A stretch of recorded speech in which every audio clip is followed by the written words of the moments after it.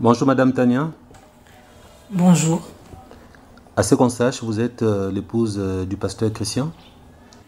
Oui, je suis l'épouse du pasteur Christian Ben Boulba. Merci de répondre favorablement à notre rendez-vous pour cette interview. On aimerait savoir si vos cheveux sont naturels. Oui, mes cheveux sont naturels. Apparemment, la question vous étonne. Pourquoi? Bon, parce que c'est assez rare qu'on me la pose. Ça me fait rire en même temps. On peut vérifier si ils sont vraiment naturels. Bah oui, D'accord. Nous avons zoomé les dessus de la tête. ouais, Vous pouvez pencher un peu la tête. bien sûr. Ils sont là.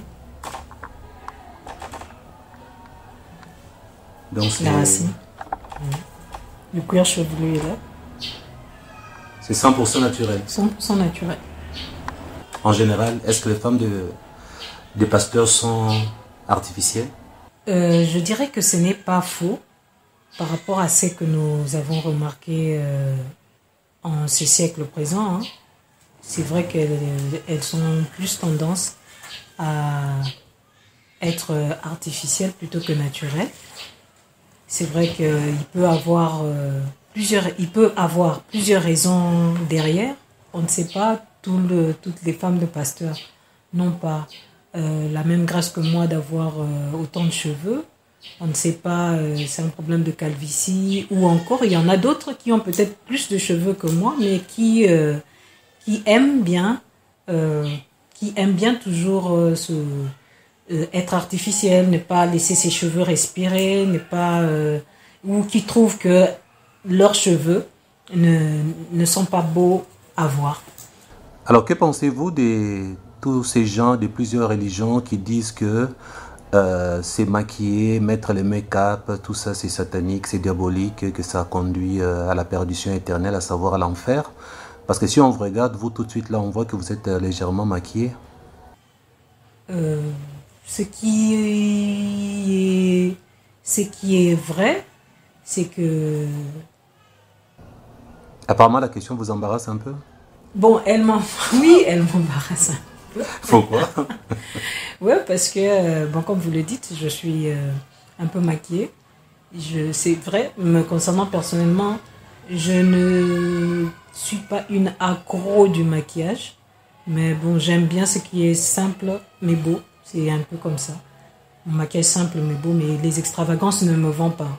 Non pas simplement pour mon mari, même pour ma propre mère, elle me le disait toujours. Hein, toi, quand s'il m'arrivait de faire un petit excès de rouge à lèvres, ma propre maman me le disait, je t'ai même pas mariée. Elle me disait quand elle me regarde, elle me dit, ça ne te va pas. Et donc c'est un peu ça. Et comme ça, mes frères aussi, ils m'appréciaient beaucoup plus quand je fais quelque chose de simple, de beau comme ça. Mes propres frères, même mon grand frère, me le disait toujours. J'ai une jolie petite sœur et il aimait bien me vanter comme ça.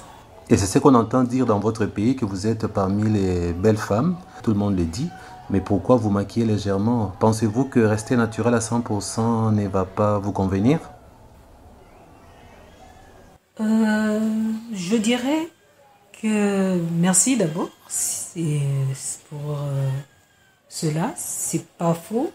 On fait partie, si Dieu nous a fait cette grâce de faire partie des belles femmes de notre pays. Rester naturel à 100%, ça veut dire sans maquillage, sans quoi que ce soit, ne nous irait pas. Je me dirais peut-être c'est lié un peu à l'habitude aussi. Il faut qu'on essaie de s'habituer aussi à voir un certain visage.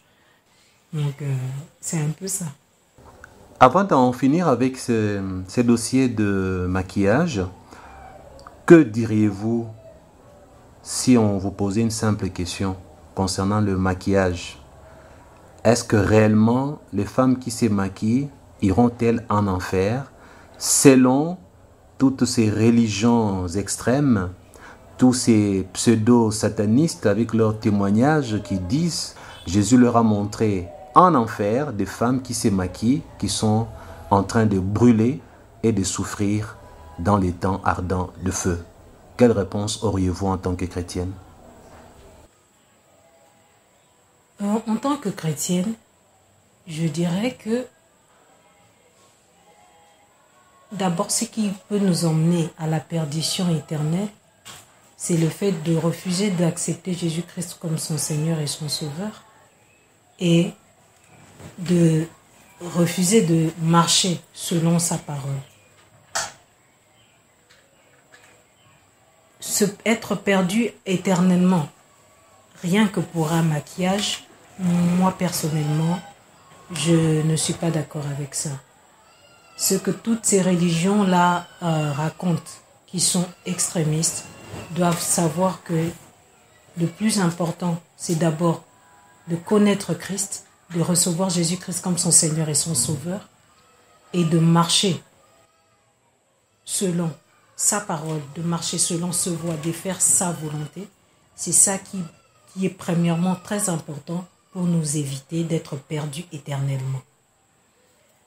La seule chose que je dirais d'autre part, dans lesquelles ces religions-là peuvent essayer d'avoir un peu raison, c'est dans le sens où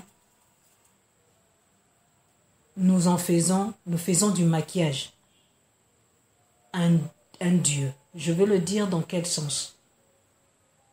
Tout ce que nous aimons de plus que Jésus-Christ, tout ce que nous aimons plus que Dieu, devient pour nous un idole. Une idole, sorry. Devient pour nous une idole. Et tout ce qui est, sachez que le Dieu que nous prions, le Dieu que nous servons est un Dieu jaloux, qui ne partage sa gloire avec personne. Ce qui devient pour toi une idole ne peut plus honorer le Seigneur. Et sur cela peut te conduire en enfer parce que tu fais de cela une idole. D'autre part, il y a aussi le fait que nous devons savoir en tant que chrétiens, nous devons être équilibrés. L'apôtre Paul nous a dit que tout m'est permis, mais tout n'est pas utile. Il dit encore, tout m'est permis, mais je ne me laisserai pas asservir par quoi que ce soit. J'aimerais dire qu'en tant que chrétiens, quand nous atteignons le niveau de l'asservissement, ça veut dire que je ne peux pas me passer du maquillage. Moi, je dois à tout prix me maquiller pour sortir, pour paraître devant les gens. Là, tu deviens asservi à ce maquillage-là et tu atteindras le niveau de l'idolâtrie, ce qui fera en sorte que, devenant idolâtre, tu n'honoreras pas le Seigneur et tu rendras le Dieu que tu pries ou le Dieu que nous servons un Dieu jaloux. Et sache que les idolâtres, comme les impudiques et les menteurs, n'hériteront pas le royaume de Dieu. C'est ce que je peux dire par rapport à cela. Votre époux, le pasteur Christian, a travaillé avec deux ex-satanistes qu'il a dénoncés ensuite. Et à la fin, il y a eu un troisième, Luc Loaboué. Comme vous êtes sa femme, on aimerait savoir quelle expérience positive avez-vous faite en côtoyant ces trois ex-satanistes et quelle expérience négative avez-vous retenue pour les avoir côtoyés? En ce qui concerne l'expérience positive, je vais commencer par ce qui est positif. Premièrement, cela nous a permis aussi de découvrir, pour moi personnellement, certaines techniques du diable que nous ignorons, leur façon d'opérer de ces ex-satanistes. À l'époque, quand ils étaient de l'autre côté, ils nous ont partagé certaines choses pour lesquelles cela a eu à personnellement éveiller mon attention. Je parle différemment du pasteur Christian parce que je sais que c'est l'homme de Dieu, c'est un homme de Dieu qui a des révélations que moi, sa femme, je n'ai pas. Je parle de mon expérience personnelle. J'ai vu qu'il y a eu certaines choses pour lesquelles j'ai été un peu, je dirais, éclairée par rapport à certaines opérations, certaines façons, modes opératoires, je veux dire certains modes opératoire que exerçaient ces ex-satanistes quand ils étaient au service de Satan, je le dirais comme ça. En ce qui concerne une expérience, en ce qui concerne d'expériences positives, ce qu'il y avait de positif, en ce qui concerne l'expérience négative, pardon, une expérience négative, en ce qu'il y avait de négatif que nous avons eu à avoir avec eux, très peu d'entre eux disent la vérité. Sincèrement, ça c'est quelque chose que je n'ai pas apprécié du tout. Très peu d'entre eux sont vrais. Ils sont généralement fake, comme on le dit en anglais. Ils ajoutent pour gonfler le témoignage. Ça c'est quelque chose que je n'ai pas apprécié. Parce que quand tu témoignes, tu étais de l'autre côté, tu servais Satan et que tu viens à Christ, parle plus de Christ plutôt que de parler du diable. Et quand tu reviens à Christ, reste vrai parce que notre Dieu, le Dieu que nous servons, est un Dieu de vérité. Du reste, Jésus-Christ est le chemin, la vie et la vérité. Donc le mensonge n'a pas de place dans la vie d'un enfant de Dieu. Alors quand vous avez quitté de l'autre côté, vous vous dites converti à Christ et que vous venez appliquer le mensonge pour captiver le peuple de Dieu, pour les séduire, je dirais même séduire à un plus grand nombre encore pour que on focalise l'attention sur votre témoignage, là vraiment c'est quelque chose de négatif que je n'ai pas apprécié. Et dans les coulisses, même par rapport à certaines expériences que nous avons eues avec eux, de ne pas être vrai même dans les coulisses par rapport à certaines choses que nous avons eu à partager pour les aider, pour les permettre de changer. Quand vous n'êtes pas vrai, c'est vraiment ça qui a été l'expérience négative que j'ai eu à ne pas aimer de cette rencontre. Racontez-nous un peu, il y a l'un d'eux, je ne citerai pas les noms, parce que le but aujourd'hui n'est pas de citer leurs noms, mais d'édifier le peuple de Dieu par rapport aux mauvaises œuvres. Il y a l'un d'eux qui à un certain moment s'était quand même repenti. Il était chez vous dans votre maison, vous étiez avec votre mari. Ces jours-là, il vous a raconté lui-même ses mensonges, ses magouilles et surtout son impudicité.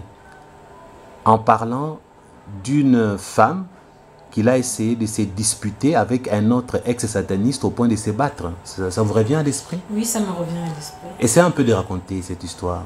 Rien que la mauvaise œuvre que cet ex-sataniste avait avouée concernant son impudicité. Il nous dira clairement qu'il lui est arrivé d'avoir connu l'impudicité en se disputant une femme qu'il a eu à aimer avec un autre ex-sataniste dont nous taisons le nom, et au point même qu'ils ont voulu se battre pour cette femme. C'était où comme ça?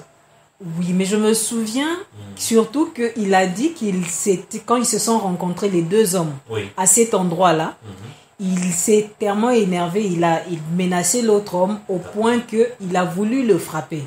Alors, il dira même, si je ne me trompe pas, qu'il a fait sauter le mur, parce que l'autre monsieur a fui en sautant, je ne sais pas, en sautant un mur ou quelque chose du genre.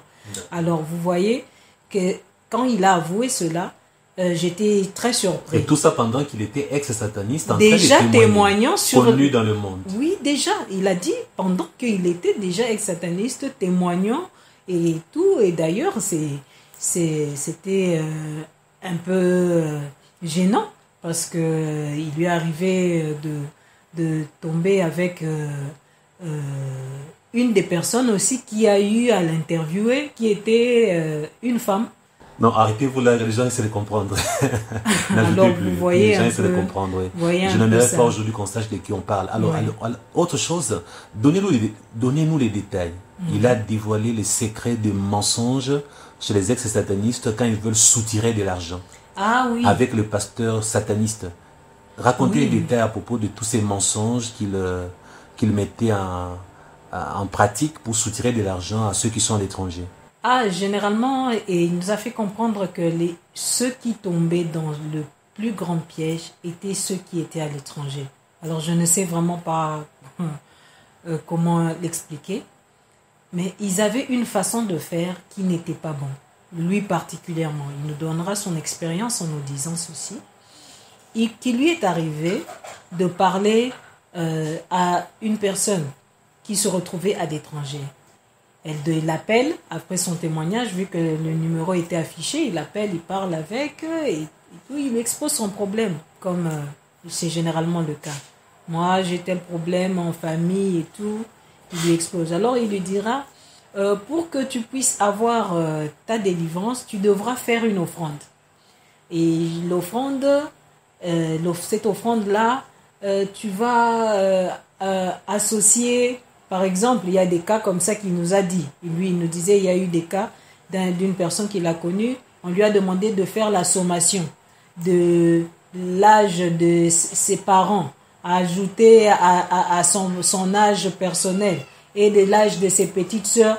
La sommation, là, donner un montant qui équivaudra au montant qu'elle va donner comme offrande en dollars généralement, en dollars, pour que l'on puisse prier pour elle afin qu'elle puisse obtenir sa délivrance.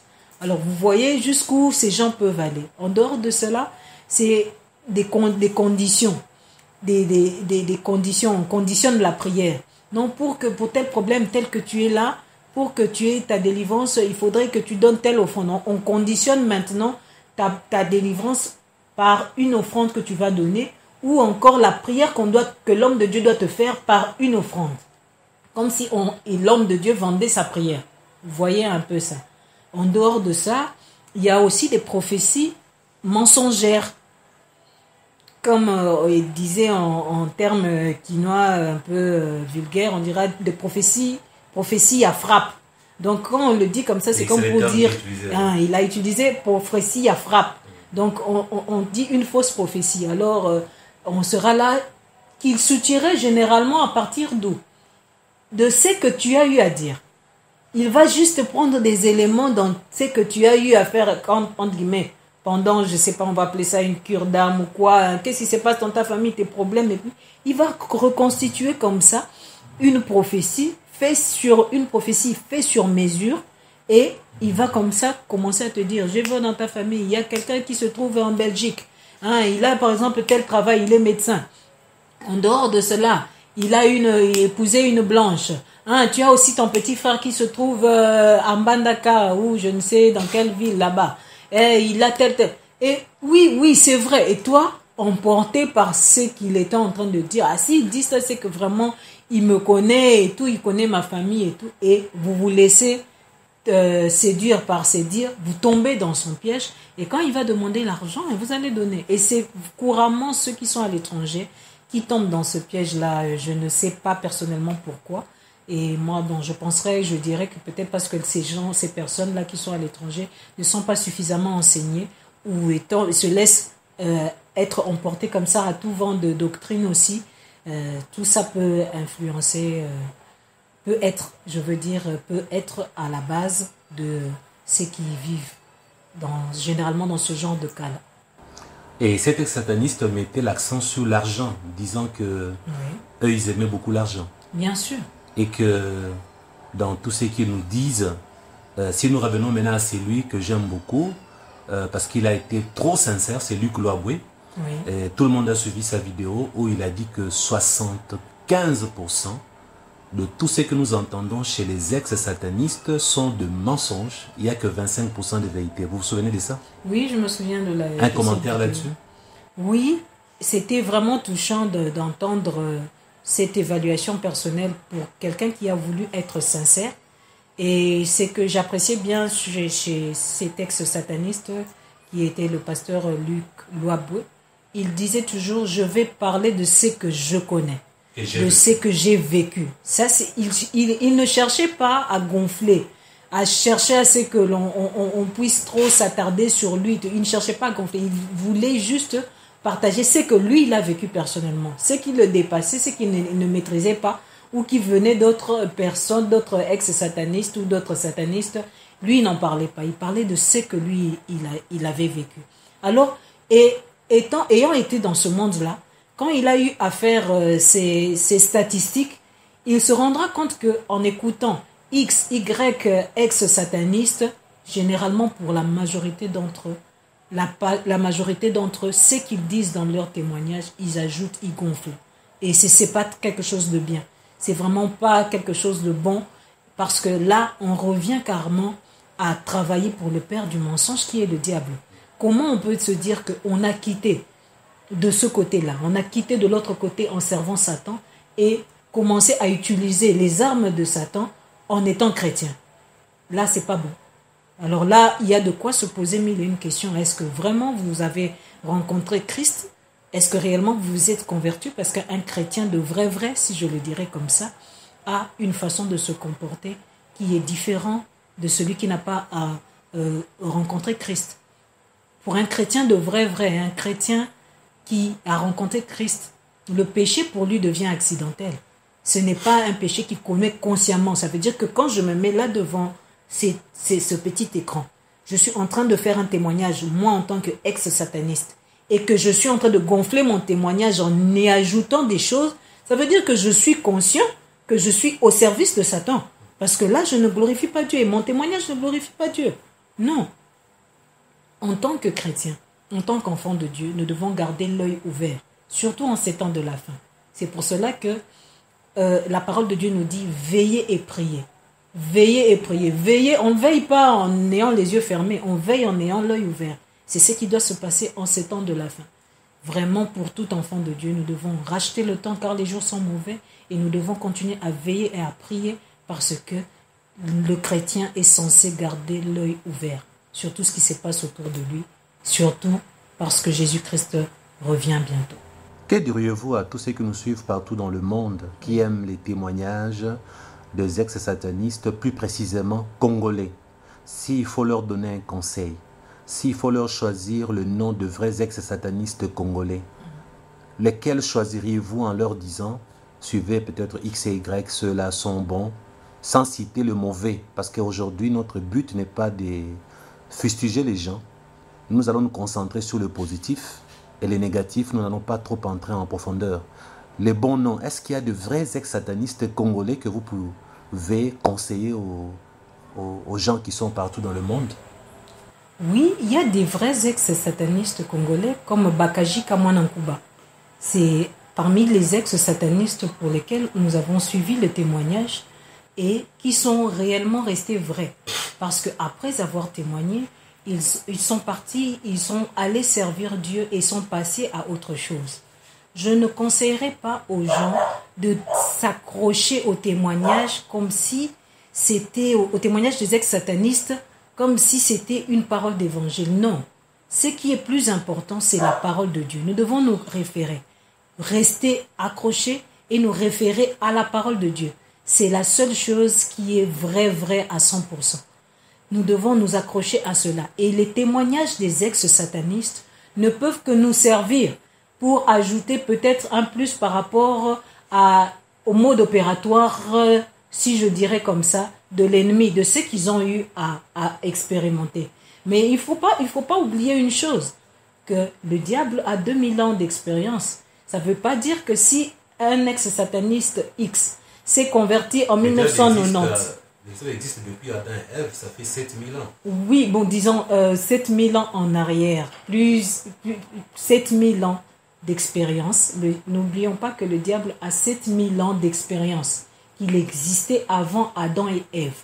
Et que, puisqu'il en est ainsi, un ex-sataniste qui vient se convertir en 1993, vous penserez qu'aujourd'hui, en 2022, avec ce que l'ex-sataniste a dit en cette année-là, le mode opératoire de Satan, le diable, sera toujours le même. Il va garder le même parce que il a envie de vous faire plaisir. Non, rappelez-vous que le diable est rusé.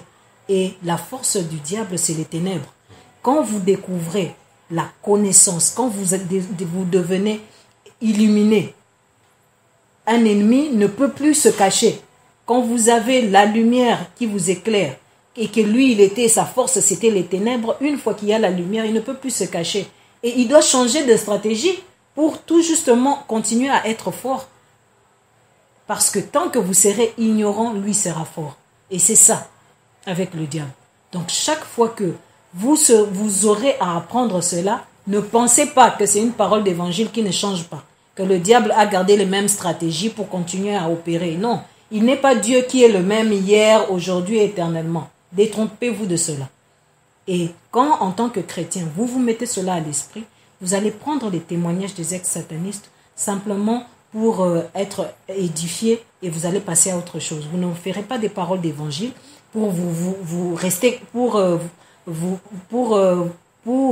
être des chrétiens qui restent carrés comme ça. Comme pour se dire que le diable commence au point A et il passe toujours par C et enfin il va finir par Z. Ce n'est pas comme ça. Alors aujourd'hui, nombreux ne prient plus, ne lisent plus leur Bible, ils passent leur temps à chercher les solutions auprès des hommes de Dieu, le faux, le vrai, le tout mélangé. Qu'en pensez-vous? Je pense que ces chrétiens qui tombent malheureusement dans ce genre de choses et qui ne veulent plus lire la parole de Dieu commettent une grave erreur. Pourquoi?